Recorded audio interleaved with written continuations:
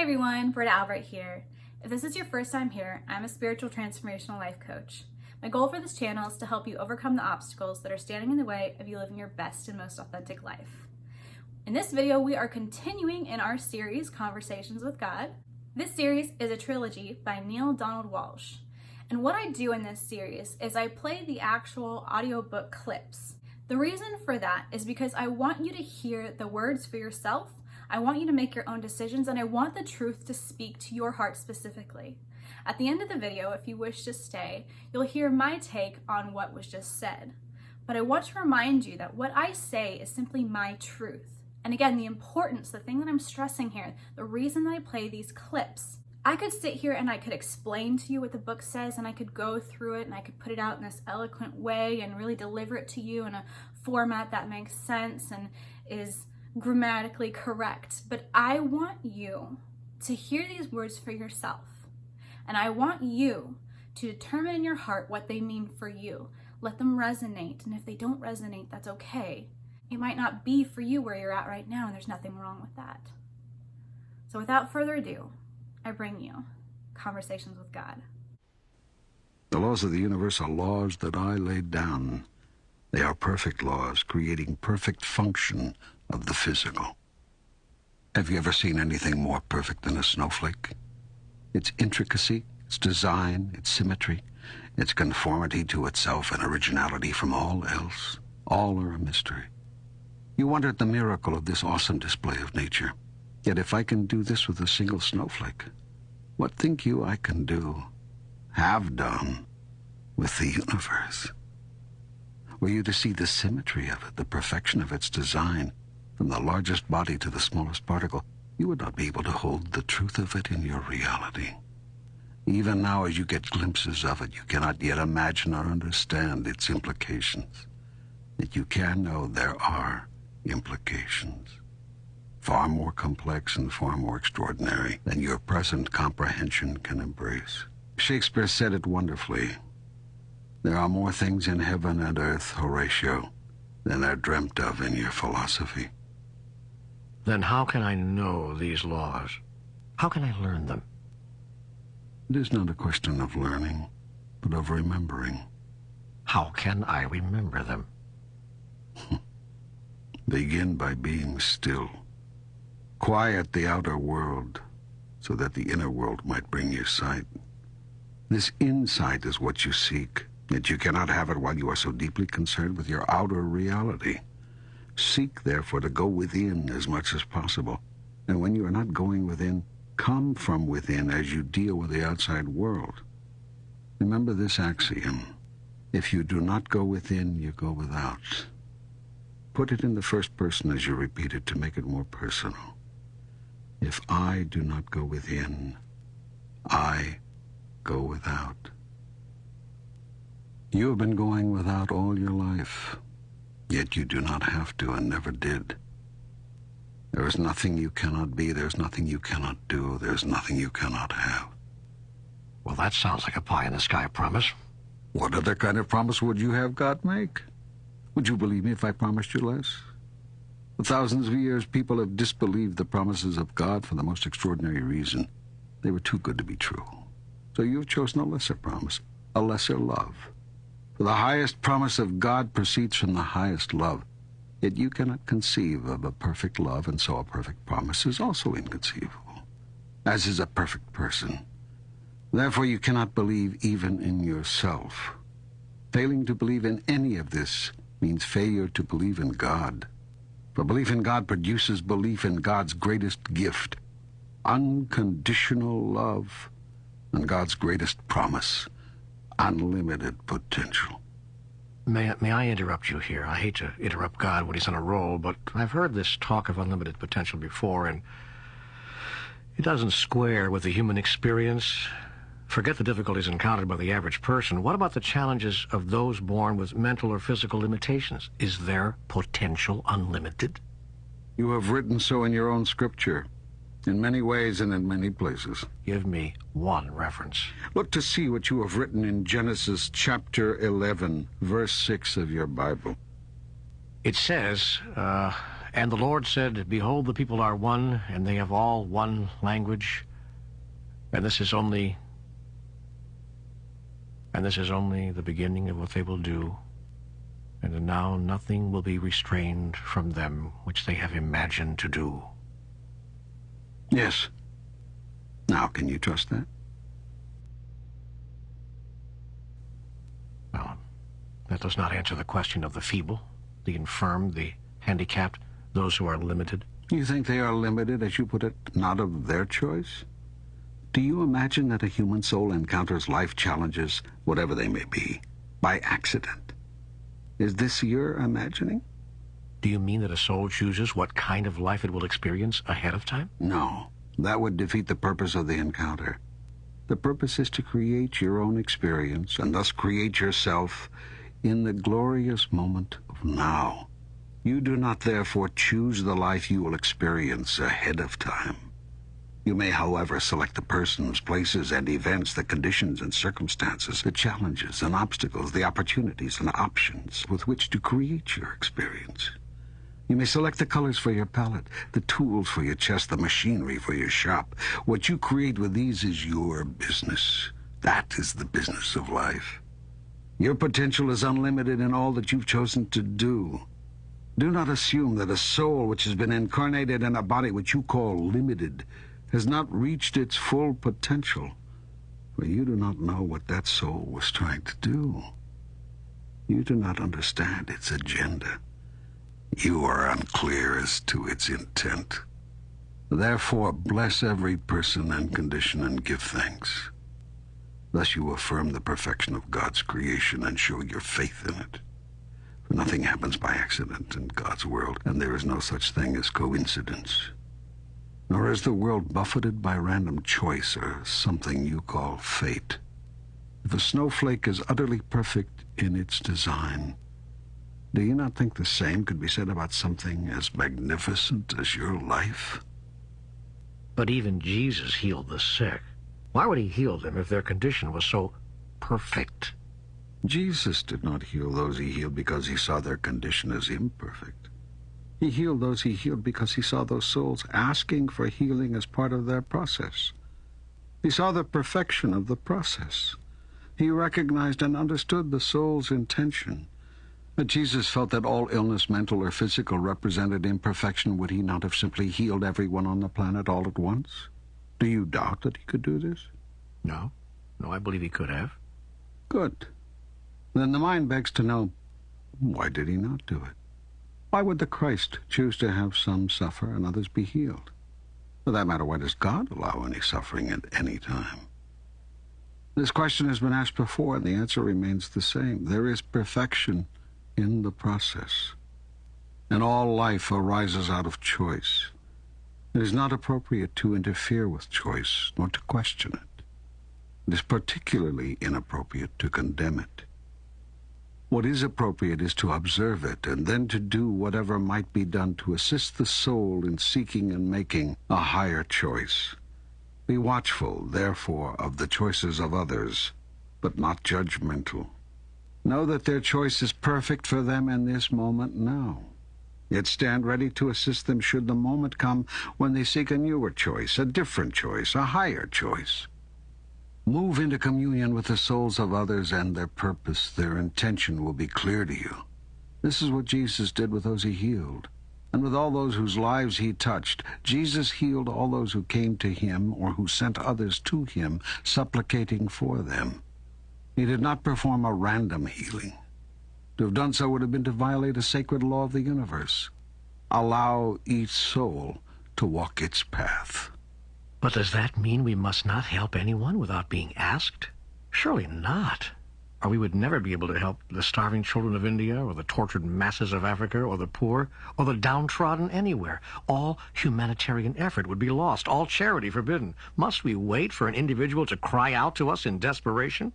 Or for a nation of people to plead for help before we're allowed to do what is obviously right? You see, the question answers itself. If a thing is obviously right, do it.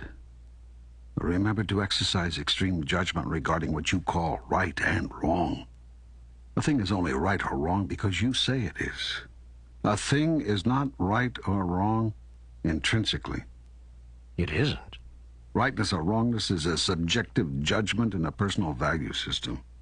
By your subjective judgments do you create yourself. By your personal values do you determine and demonstrate who you are. The world exists exactly as it is so that you may make these judgments. If the world existed in perfect condition, your life process of self-creation would be terminated. It would end. A lawyer's career would end tomorrow were there no more litigation. A doctor's career would end tomorrow were there no more illness.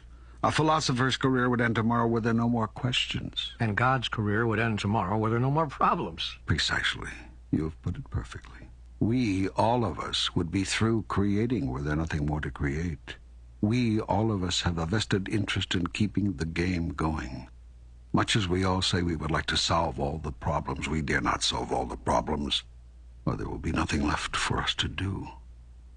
Your industrial military complex understands this very well. That is why it opposes mightily any attempt to install a war-no-more government anywhere. Your medical establishment understands this too. That is why it staunchly opposes. It has to for its own survival, any new miracle drug or cure, to say nothing of the possibility of miracles themselves. Your religious community also holds this clarity. That is why it attacks uniformly any definition of God, which does not include fear, judgment, and retribution, and any definition of self, which does not include their own idea of the only path to God. If I say to you, you are God, where does that leave religion? If I say to you, you are healed, where does that leave science and medicine? If I say to you, you shall live in peace, where does that leave the peacemakers? If I say to you, the world is fixed, where does that leave the world? What now of plumbers? What now of plumbers? I have repeated that phrase over and over in my mind for at least a week now in preparation for this video. These clips that I include in these videos, I listen to them over and over and over again to get clear on the message that is my part to share with you. I said before in other videos, and I said before in the beginning of this video, the reason why I put these clips in here is so that you can decide for yourself, and it can speak to you and reveal truth to you on your level and where you're at and the revelations that need to be for you and your heart and your truth. This part of the end of the video, this is merely my thoughts, my beliefs, my feelings. It is a truth, but it is not the truth. And I hope that this clip helped you understand that there are many truths, and they're all right to each individual. Somebody can wake up in the morning and say, I am a doctor. That's their truth, right? If they are really a doctor, that's their truth. I don't wake up in the morning and say, I'm a doctor. Does that mean that their truth is less true because it's not my truth? I wake up and I say, I'm a life coach. That's my truth. Now you may wake up and say, I work at fast food, or I work in insurance, or I work in retail, or I'm a teacher, or maybe you are a doctor or lawyer. Maybe you work in the entertainment industry, music. You don't wake up in the morning and say that you're a life coach. Does that make my truth any less valid? No, because it's my truth. It's my creation. And your truth is your creation. There's so much emotion when listening to this audiobook or reading the book in person. The first time I listened to it, I was on fire. I was like, yes, this is the truth that I've known in my heart all along. This is the truth that screamed out of me when I was in a church that was hypocritical and just absolutely judgmental. I knew that the God that they tried to sell me wasn't the real God. I never doubted that God existed, but I knew that what I was being told was not of love. It was of fear and judgment and hate. And I'll be quite honest, the God that I was being sold at that time is a psychopath. I listen to this now and I say, yes, this is the God that resonates with my soul.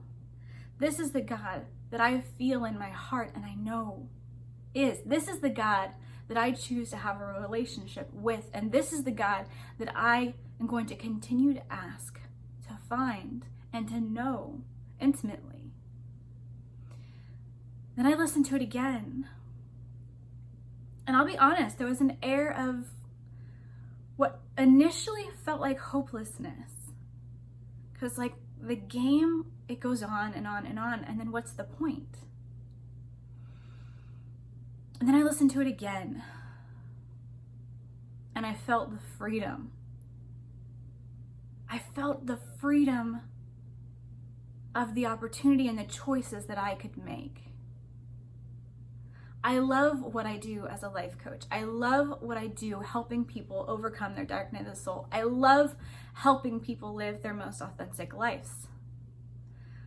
I love helping people overcome their fears and change their fear-based belief systems and start to believe in themselves, and then beyond that, create the lives of their dreams. I love this. So what of me if the world was perfect? You know, I'd be okay with that. So I have a choice. But understand, I am a co-creator with you. That means compromise. That means synchronicities. And that means a symbiotic relationship. For an example, one of my clients is a business coach, and we trade services where I'm helping her with her belief system with money and becoming debt-free and really moving into a life of financial abundance. She symbiotically helps me with areas of marketing and social media that I do not know. So that is an example of a symbiotic relationship. We're co-creating together. We're serving each other and helping each other where we both have expertise that the other does not. So where am I going with all of this? Well, I want you to understand that there's multiple concepts being shown in this 10-minute clip. There is a broad overall picture of truth that has many paths and many opportunities. And this is why God started out talking about unlimited potential. Yes, we all want to participate in the game. We all want to live a fulfilling life. And you can choose. Do you want to continue to participate in this game? Or would you like to level up and experience the game on a different frame of reality? Loosely, what I'm saying here is if you don't want to participate, so for me, for example, I guess that's the best way I can describe it. For me, for example, when I thought about the depressiveness of there's always got to be something wrong, something always has to be fixed so that we can experience that. And I felt like, what was the point then? This still small voice inside of me, call it Holy Spirit, call it my higher self, call it God, whatever you want to call it, reminded me that I have free will to choose to participate. And if I want to participate in a world that is healing, then I will participate in a world that is healing. If I want to participate in a life of financial abundance, because I just want to experience what that life is like, then I will. And if I want to participate in limited belief systems that I am unworthy, or that it's too hard, or the world is unfair, and therefore I will always be judged and nobody will ever give me a break, then that is the world I will participate in. So it's not a question of what's the point. It's a question of what do you want? And I loved when God very just simply said, you're exactly right. if something is true, then you do it. If something is so obviously true to you, that is a experience you want to participate in. You obviously go do it. I've talked about this in a few videos, and I have another video coming out soon-ish that will explain deeper.